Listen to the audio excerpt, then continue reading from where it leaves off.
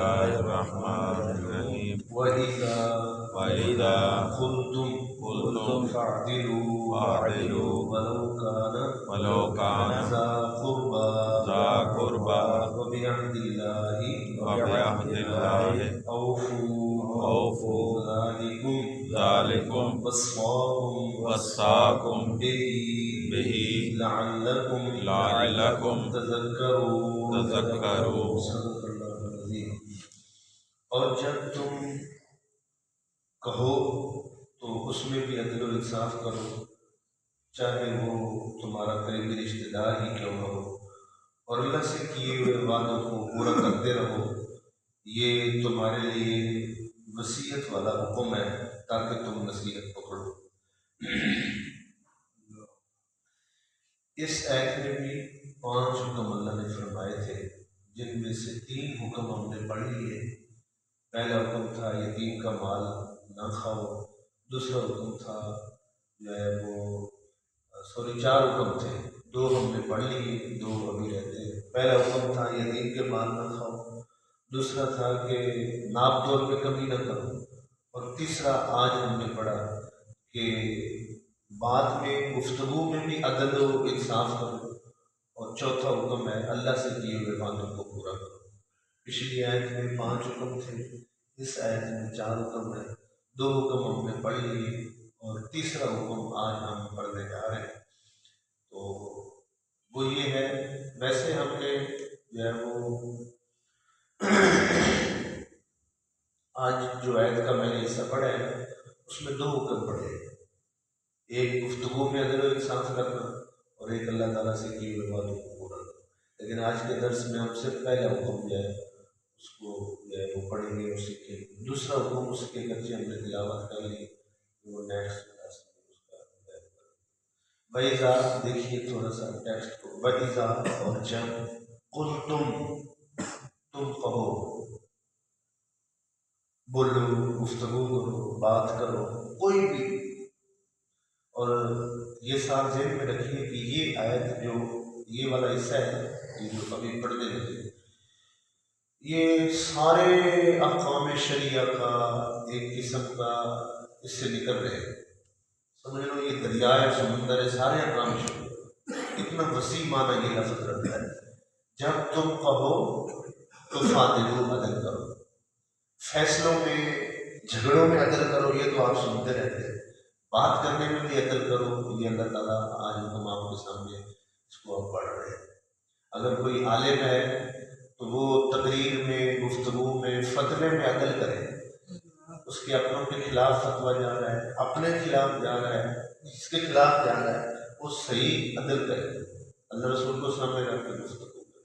اگر کوئی حاکم ہے وہ اپنی گفتگو میں عدل اور اپنے فیصلے پر عدل کرے.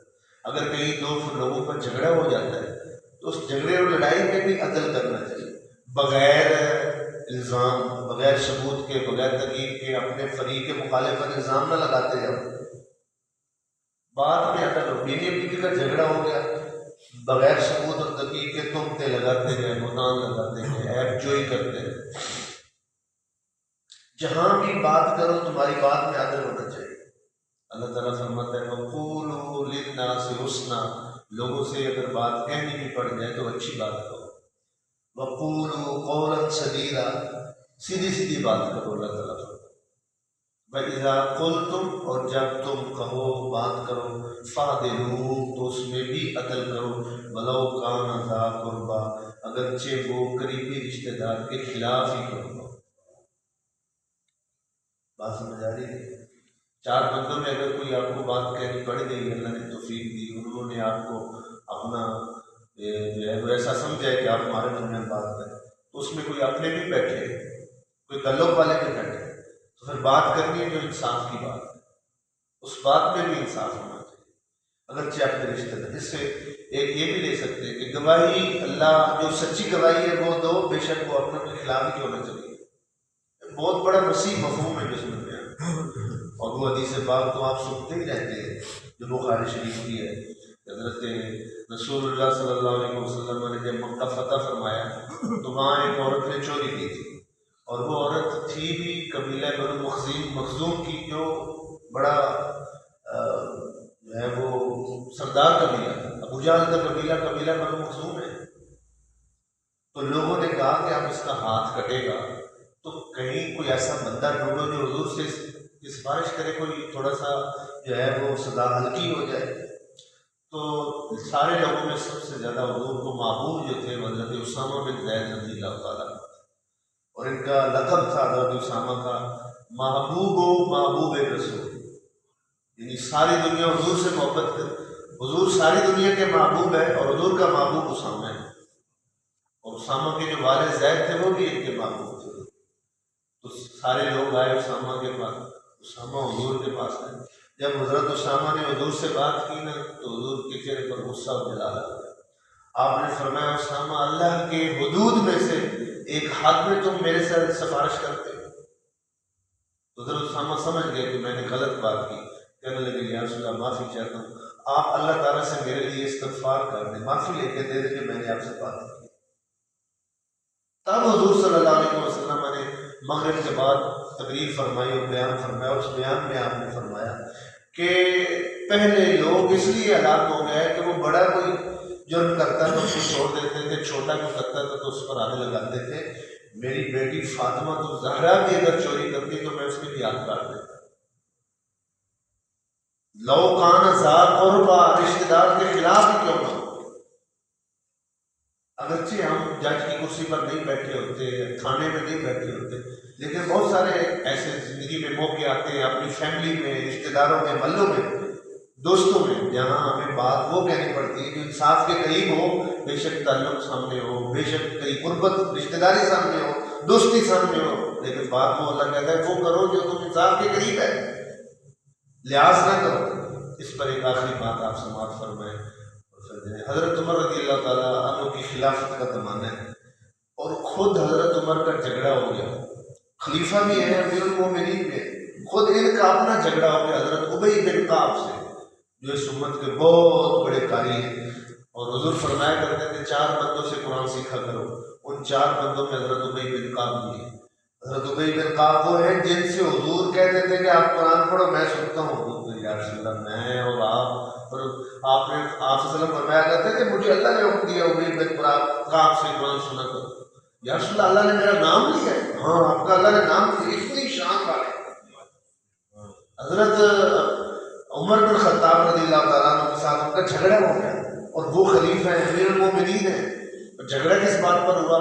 کوئی درخت تھا کھجور کا جس کو اکھاڑ دیا گیا تھا، اور وہ کہتے تھے کہ یہ میرا ہے، وہ کہتے تھے یہ آپ نے کیا، یہ اس طرح کا کوئی جھگڑا تھا۔ اب ان دونوں کا آپس میں جھگڑا، دونوں جلیل القدر ہیں، صحابی ہیں، اشرا مبشرہ، حضرت عمر اشرا مبشرہ میں سے ہیں، دونوں کی شان جو ہے وہ ایک دوسرے سے زیادہ ہے۔ آپس میں کہنے لگے بتاؤ اب جب خلیفے کا ہی جھگڑا ہو گیا تو فیصلہ کس کے پاس جائے؟ تو حضرت دونوں نے اتفاق کیا کہ ہم کسی تیسرے کو اپنے درمیان ثالث بنا لیتے ہیں۔ تو ثالث بنانے کے لیے صحابہ میں سے جس بندے کا انتخاب کیا گیا وہ حضرت زید بن ثابت رضی اللہ تعالیٰ عنہ، اور قرآن پاک کو سب سے زیادہ جو قرآن حضور دے کر گئے تھے اس کو سب سے زیادہ جاننے والے قریب سے وہ حضرت زید بن ثابت، اسامہ کے والد ہیں، زید بن ثابت رضی اللہ تعالیٰ۔ اسی وجہ سے حضرت عثمان غنی کی خلافت کا جب زمانہ آیا تھا تو سارے دنیا میں جو نسخے تھے وہ آپ نے اکٹھے کر کے ان کو سیٹ کر دیا تھا، ڈسمس کر کے صرف ایک نسخہ باقی رکھا تھا، اور وہ تھا اس کو مصحف عثمانی بھی کہا جاتا ہے، یہ جو ہمارے پاس ہے یہ وہ نسخہ ہے، باقی سارے نسخے اور زبانیں اور لہجے ختم کر دیے۔ کہا اس قرآن کو، پہلے قرآن اکٹھا نہیں تھا اس طرح جس طرح ہمارے پاس، پہلے کوئی تختے پہ لکھا ہوا ہے، کوئی پتھر پہ لکھا، تو کہا کس بندے کا انتخاب کیا جائے کہ جس کے پاس قرآن کی سارے آیتیں صحیح ہوں، ساری صورتیں صحیح ہوں، تاکہ وہ اسے کہیں لکھے، اور اگر کوئی اور بھی صورت اور آیت دینا چاہتا ہے تو وہ اس بندے کے پاس لے کر آئے۔ وہ حضرت عثمان غنی اور صحابہ کرام نے مل کر اس بندے کا انتخاب کیا، آج سب سے زیادہ حضور سے قرآن سننے والا وہ حضرت زید بن ثابت رضی اللہ تعالیٰ۔ حضرت زید بن ثابت نے پھر یہ قرآن جمع کیا تھا عثمان غنی کے حکم پر، ان کے پاس ساری آیتیں اور وہ سارے پتے اور پتھر تھے جن پر، تو ان دونوں افراد نے زید بن ثابت کو جو ہے وہ خلیفہ اپنا ثالث بنایا، دونوں ان کے گھر چلے گئے، آپ چارپائی پہ بیٹھے ہوئے تھے، زید بن ثابت خلیفہ وقت امیر المومنین عمر بھی ابی بن کعب دونوں جب سامنے آئے تو کہنے لگے کہ ہمارا اس میں جھگڑا ہو گیا تو آپ ہمارے درمیان فیصلہ کرنا. اولاً تو وہ جو ہے عجیب سی کیفیت محسوس کرنے کے لیے وقت کا خلیفہ مجھ سے فیصلہ کروانا ہے تو چارپائی پہ بیٹھے ہوئے تو کھڑے ہو گئے. کہنے لگے جی کھڑے ہو کے جو چارپائی کی وہ پاؤں کی سائڈ ہوتی ہے اس طرف ہو گئے اور حضرت عمر کو جو ہے وہ اکرام کے لیے اور ان کی جو ہے عزت کے لیے کہنے لگے حضرت جی آپ ادھر بیٹھیے. حضرت ابی بن کعب کھڑے عمر کو کہنے لگے حضرت جی آپ ادھر بیٹھیے سر کی طرف اور خود ادھر ہو گئے. حضرت عمر کھڑے کھڑے کہنے لگے سب سے پہلا ظلم وہ ہے جو تو نے ابھی کیا ہے. وَلَوْ كَانَ ذَا قُرْبَىٰ وَإِذَا قُلْتُمْ فَاعْدِلُوا. حضرت عمر زید بن ثابت کو کہنے لگے زید سب سے پہلا ظلم جو ہے وہ ابھی آپ نے کیا ہے. میں ابی بن کعب کے ساتھ مل کر ایک فریق ہوں تو جہاں میرا دوسرا فریق کھڑا ہوگا میں وہیں کھڑا ہوں گا. یہ نہیں ہے کہ میں آپ کے ساتھ عزت کے ساتھ بیٹھوں گا اور میرا فریق جو ہے وہ سامنے کھڑا ہوگا. یہ ظلم ہے جو آپ نے ابھی بھی بعد میں کیا ہے. قُلْتُمْ فَاعْدِلُوا. آپ کو چاہیے تھا کہ مجھے وہاں کھڑا کر کے جہاں میرا فریق کھڑا تھا. بات سمجھ آئی نہیں ہے کتنا تعلق تھا کتنا لحاظ تھا. تو آپ بیٹھ گئے وہ دونوں کھڑے ہو گئے. کعب بولو تو حضرت ابی بن کعب کہنے لگے میرا درخت تھا حضور کا تو انہوں نے اکھاڑ دیا ہے. یعنی انہوں نے دعویٰ پیش کیا. حضرت عمر فاروق رضی اللہ تعالیٰ عنہ اس دعوے کا انکار کر دیا کہ نہیں ہم نے نہیں اکھاڑا وہ ان کا درخت تھا ہی. دعویٰ کرنے والے ابی بن کعب اور انکار کرنے والے حضرت عمر بن خطاب. جب حضرت عمر کی طرف سے انکار ہے تو حضرت زید بن ثابت رضی اللہ تعالیٰ کہنے لگے کہ جب مدعی دعویٰ کرتا ہے تو اور آگے فریق مخالف انکار کر دے تو پھر مدعی سے پوچھا جاتا ہے تیرے پاس کوئی گواہ ہے آپ کے پاس کوئی گواہ ہے. تو ابی بن کعب کہنے لگے کہ میرے پاس تو گواہ نہیں. جب مدعی کے پاس گواہ نہیں ہوتا تو مدعا علیہ یعنی حضرت عمر سے پھر قسم لی جائے. تو حضرت زید بن ثابت ابی بن کعب سے کہنے لگے آپ کے پاس کوئی گواہ ہے تاکہ گواہ تو کوئی نہیں. آپ فرمانے لگے کہ پھر اے ابی بن کعب مجھے مناسب نہیں لگتا کہ میں حضرت عمر سے قسم لوں. تو جب آپ نے یہ جملہ فرمایا تو پھر حضرت عمر کہنے لگے یہ دوسرا ظلم ہے جو ہمارے کیس میں آپ نے کیا ہے. یہ دوسرا ظلم ہے جو آپ نے کیس کیا ہے. تو حضرت عمر رضی اللہ تعالیٰ عنہ نے اس وقت جب یہ فرمایا کہ یہ دوسری بات ہے جو آپ غلط کر رہے ہیں کہ مجھ سے اگر قسم بنتی تو آپ کو قسم لینی چاہیے. تو اس وقت آپ نے فرمایا کہ میں نے صرف آپ کے مقام اور اس کے لحاظ سے جو ہے وہ ایسا دیا کہ مناسب ابی بن کعب کو سمجھا رہے تھے کہ آپ جو ہے وہ نہ قسم لیں اور نہ ایسا کریں. تو حضرت عمر رضی اللہ تعالیٰ عنہ فرماتے تھے آپ فرمانے لگے اے زید بن ثابت آپ صحیح قاضی صحیح جج اس وقت بن سکتے ہیں جب آپ کی نظر میں عمر اور ایک عام مسلمان برابر ہو جائے. جب آپ کی نظر میں عمر اور ایک عام مسلمان برابر پھر صحیح قاضی ہوگا. فَإِذَا قُلْتُمْ اور جب تم کہو فَاعْدِلُوا تو اپنی گفتگو میں بھی عدل کرو. وَلَوْ كَانَ ذَا قُرْبَىٰ اگرچہ وہ تمہارا رشتہ دار ہی کیوں نہ ہو. ہم عدالت میں گواہی دیتے رہتے ہیں رشتہ داری کی وجہ سے تعلق جھوٹی دیتے رہتے ہیں. اللہ تعالیٰ ہم سب کو سمجھنے کی توفیق عطا فرمائے. اور یہ والا نظام ہو تو پھر آسمان بھی خیر برساتا ہے زمین سے بھی خیر ہوتی ہے. بات سمجھ آئی. آسمان بھی خیر نازل کرتا ہے زمین سے بھی خیر نکلتی ہے. اللہ ہماری زندگی میں خوش نصیب بنائے کہ ہمیں زندگیوں میں یہ نظام جس کو اسلام کا نظام کہتے ہیں اگر نصیب ہو جائے تو بڑی خوش نصیبی ہے. جنت ہوتی ہے زمین پر اگر جب رسول اللہ علیہ وسلم کا نظام ہوتا ہے.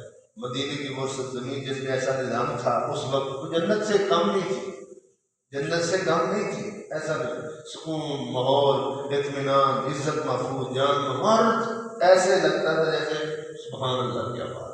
اللہ ہم سب کو جو ہے وہ عمل کی توفیق عطا فرمائے.